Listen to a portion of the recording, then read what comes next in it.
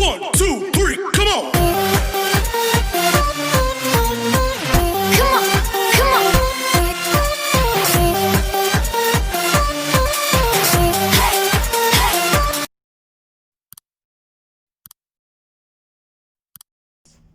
السلام عليكم ورحمة الله وبركاته. معكم أبو فارس من نواه مسابح الدكتور لكل جديد. النهارده المسبح ده انا مصوره بناء على طلب اخ من المدينة المنورة عشان يعرف خط الشلال ماشي معانا ازاي. المسبح ده اللهم صل على النبي 4 في 6 مسبح سكيمارات عادي زي ما انتم شايفين. المسبح مبني على عندي جدارين صاملين، عندي الجدار ده صامل والجدار ده صامل. السكيمر بتاعي رفضنا اللي احنا نخليه في الجدار او ده، فخليناه على الجدار الصامل بس هنخلي الصبه بتاعته 45 سم زي ما انتم شايفين اهو. السكيمر متثبت على الحديد، عند الصبه بتاعت ارتفاع الوزره هيبقى اعلى من بلاط الحوش ب 10 سم. تمام. عندي هنا في كشافين، الخط اللي هو لوحده ده الفاكيوم اللي هو الكنس. عندي 4 دفاعات مقابل للسكيمر على طول.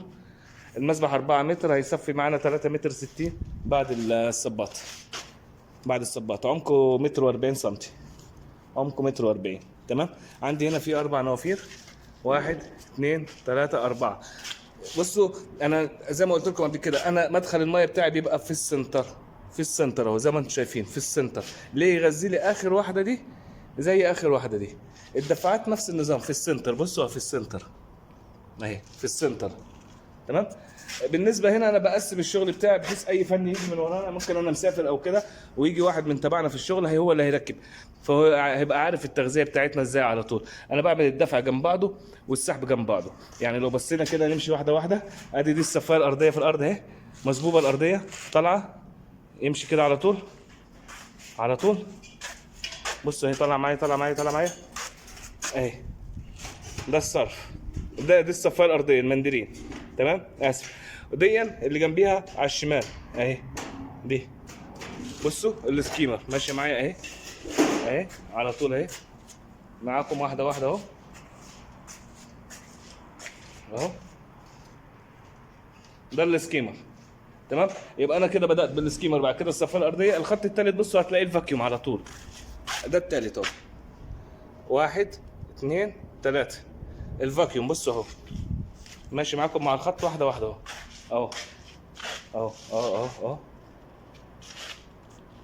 الفاكيوم. تمام. يبقى كده الثلاثه السحب جنب بعض. طيب نشوف الثلاثه الدفع. انا هنا عندي 3 دفع بخصوص الرجال اللي كلمني من المدينه، ركز معايا في النقطه دي.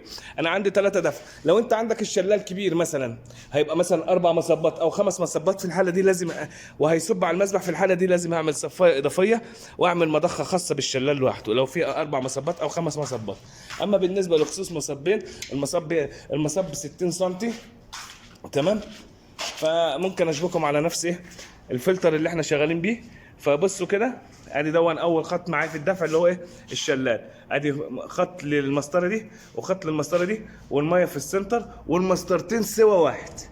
لكن لو واحده عاليه وواحده واطيه ركزوا برضو، لو واحده عاليه وواحده واطيه لازم كل واحده بخط لوحده. لكن لو عندنا المساطر بسوا واحد بمصب واحد فلازم يكونوا مش يعني ممكن اللي هم يمشوا على خط واحد زي ده كده، وباجي في السنتر وبغذيه اهو.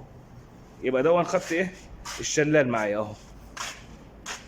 بصوا طالع رابع خط. الخط اللي هناك مالكوش دعوه بيه عشان ده خط الصرف. اقول لكم ليه انا عملته كده. يبقى عندي ادي 1 ده سكيمر، صفايه، مكنسه، الشلال اهو رايح في السنتر، هيغذي لي بعد كده المصبين دول بتوع الشلالات. تمام. اللي بعديه على طول بص اهو النوافير. انا عندي عامل 4 نوافير على جنب المسبح اهو. اللي بعديه على طول بصوا النوافير برضو جاي فين؟ في السنتر. انا بعمل النوافير عندي في العرض وترمي على الطول عشان ما تطرطش لا يمين ولا شمال، زي ما انتم شايفين التقسيمه بتاعتها كده.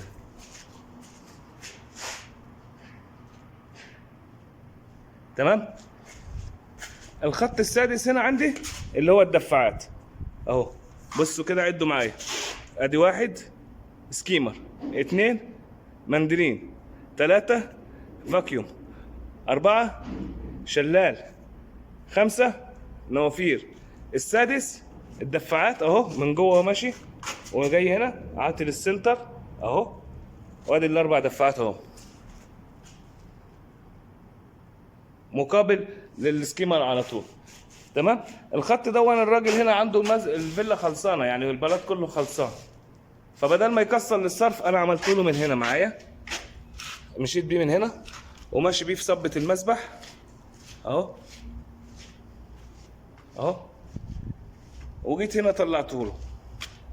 لا اما بقى يكسر بلاطه واحده هنا ويشبكها على الصرف ويعمل خطين، واحد على الصرف وواحد على محبس تاني، بحيث لو يغسل بيه السيب او يطلع الميه بره. ودول الكشافات بتوعي، انا بعمل الكشافات بسلك 6 مللي الفنار زي ما انتم شايفين اهو اهو. هنا في الكشافات انتبهوا ما تخلوش اللي مقصوف هنا او هنا، لكن فوق مقصوف عادي، عشان ده هيبقى هنا علبه التوصيل بتاعتي، يعني ده كل الزيادات ده انا عاملها. لكن بصوا اللي ماشي معاكم عادي مفيش اصفات فيه. ليه؟ عشان لا قدر الله السلك ساح معايا او حصل له اي حاجه اعرف اسحبه وارجعه تاني. وكده يبقى ايه، وريت لكم تاسيس المسبح دوت اهو قبل ما يتخشب، قبل ما يجرى له اي حاجه. فهمتوني ازاي؟ المسبح اهو وريته لكم، دون سكيمر على الطاير اسمه، من غير بلوك من غير اي شيء راكب. وان شاء الله يعجبكم المسبح لما يخلص وتشوفوه. السلام عليكم ورحمه الله وبركاته. لا تنسوا الاعجاب بالفيديو والاشتراك في القناة تشجيعا لنا لنستمر بنشر المزيد ان شاء الله.